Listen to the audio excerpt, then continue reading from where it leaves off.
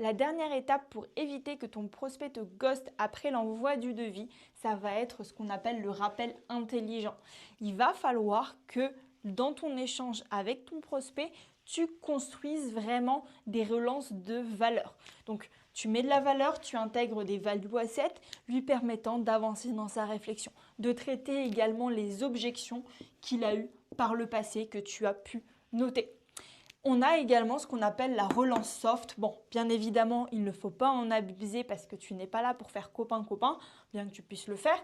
Ça va être de rebondir et d'interagir avec tous les sujets que vous avez abordés dans l'appel. Les sujets personnels, s'il a un déménagement, s'il a un entretien, un rendez-vous ou autre, tu peux échanger sur ces sujets-là.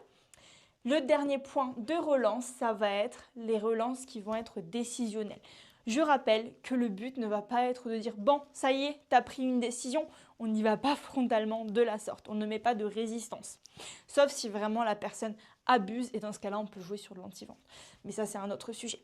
Donc, si vous n'avez pas de rendez-vous pris, moi, ce que je vous conseille de faire, ça va être de replanifier un rendez-vous avec lui. Donc, vous lui envoyez un message, vous lui dites « est-ce que tu es disponible pour qu'on s'appelle? Est-ce que tu as 5 minutes? On peut se replacer à un rendez-vous. J'aimerais te parler de X, Y, Z. » Il faut apporter de la valeur pour que votre prospect vienne dans l'appel. Il faut lui donner une réelle raison de venir et de vous recontacter. Ça peut être une nouvelle offre, une promotion. Ça peut être pas mal de choses.